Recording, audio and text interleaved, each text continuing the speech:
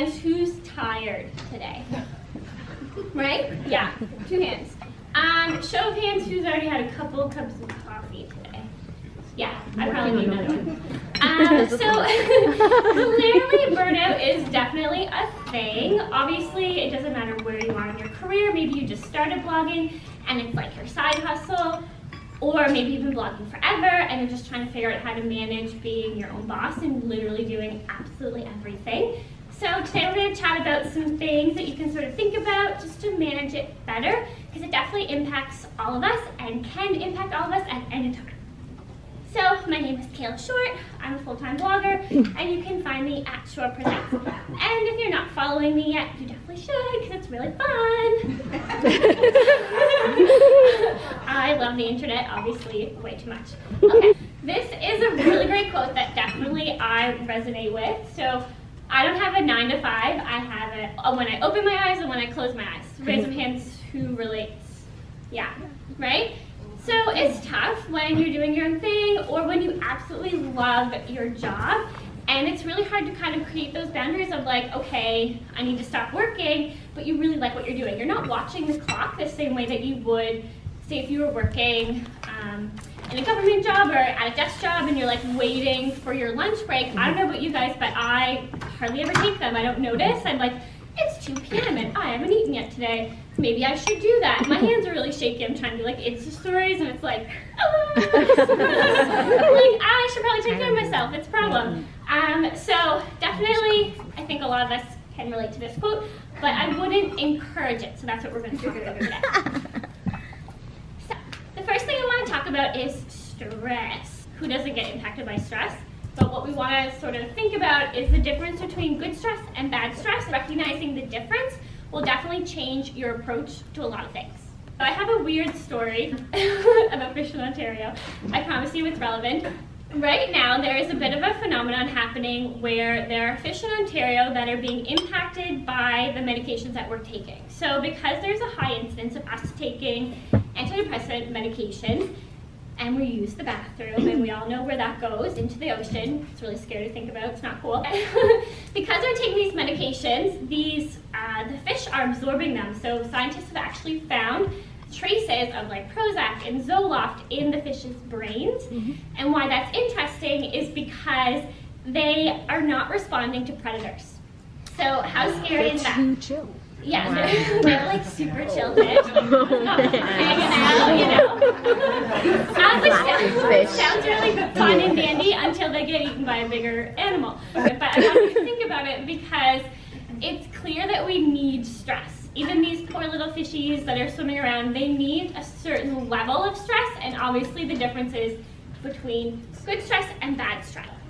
Good stress is when you want to do a good job, so you carefully work out a plan to execute it well. So a lot of times people are talking to me and they're like, oh my God, Kayla, I'm so nervous.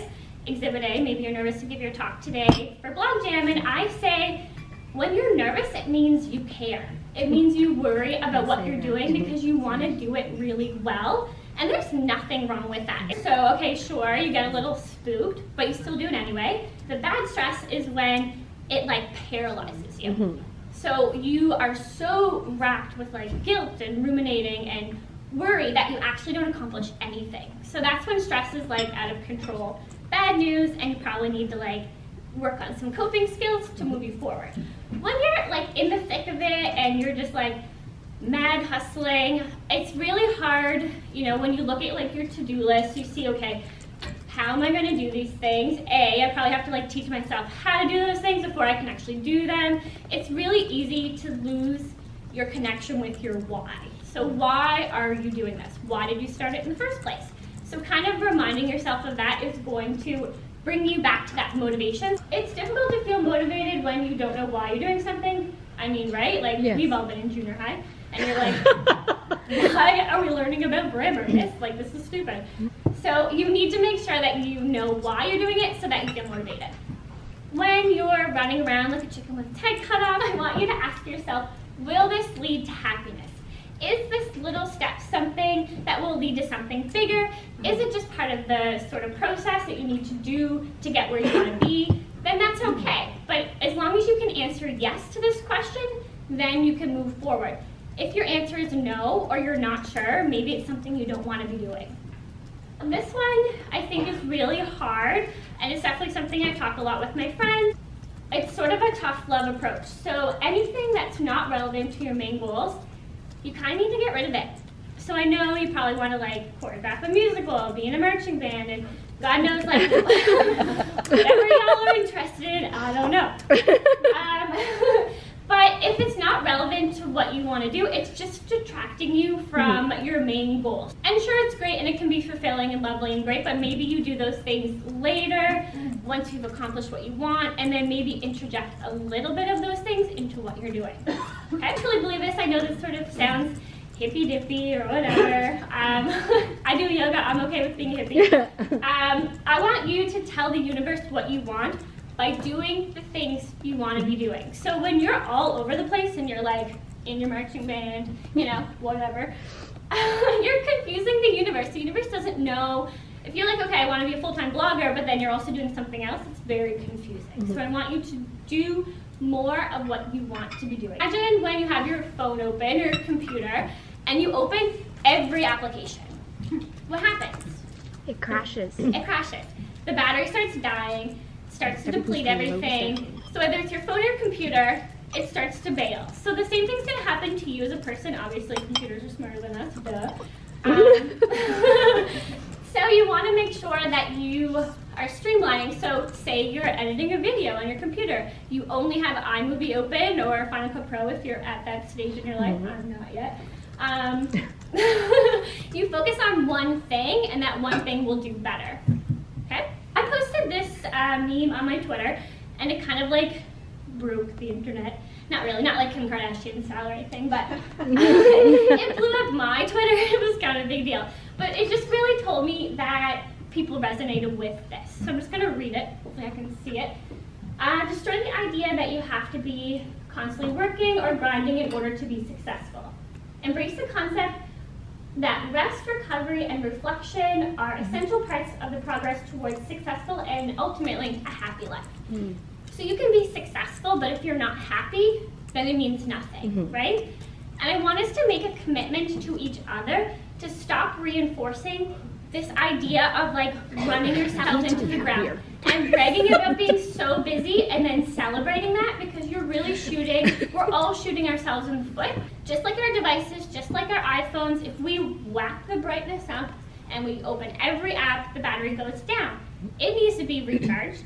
Sometimes you need to turn it off so it starts all over again. And I think the same is true for us. I think we need to hit pause, we need to reset, and we need to take a break, and we need to reinforce that in each other so that people feel less guilt about it. Because I don't know about you guys, but the guilt is real, you know, especially with social media.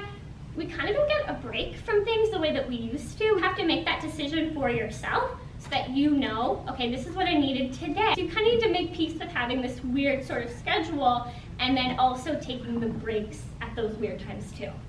So I want you to do one thing every day that scares you. And I mean, even that's kind of a big sort of ask. Even if you did like one thing a week that scares you, I would be okay with that. We're setting the bar like, you know, it's good. we're just okay. I truly believe that resilience is the key to success, and so I want you to do something that you've never done before. I posted a picture. This is me at Blog Jam last year when I was like scared out of my wits and really nervous, because obviously when you're in front of your peers who are so talented and so great, it definitely sort of like you check yourself. You're like, okay, yeah, okay, I see you. You're doing good.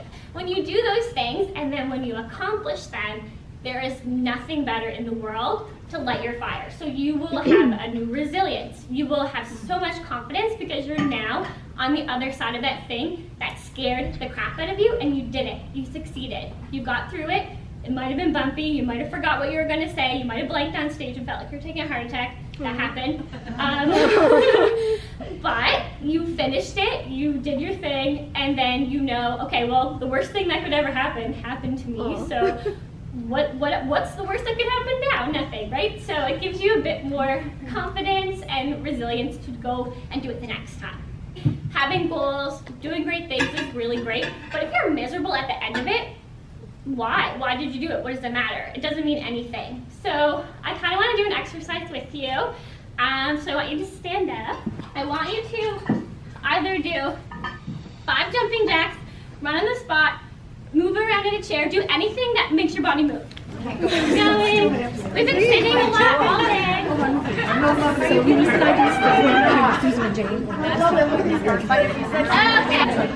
can have a seat.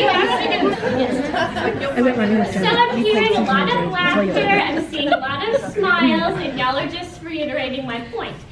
You need to do things that take you out of your funk, out of what you're doing, so that you find joy. You need to get lost in your work and the day-to-day and be like, okay, I need to do X, Y, and Z, and you could lose yourself. And I mean, I think we've all kind of been there where it's like, you put everything in front of yourself, but the thing is that you need to make sure you're taking care of yourself. So once you get to your goal, you're probably gonna be too tired to deal with it anyway. So I always say, whatever makes you happy, just do more of it. So whether that's yoga or fitness or being one with nature, hopefully you don't get mosquito bites like crazy like I do, but whatever it is, you need to make time for it, because as you just saw, just taking like 2 minutes or 2 seconds to stand up and jump around, y'all were laughing and smiling and having a blast.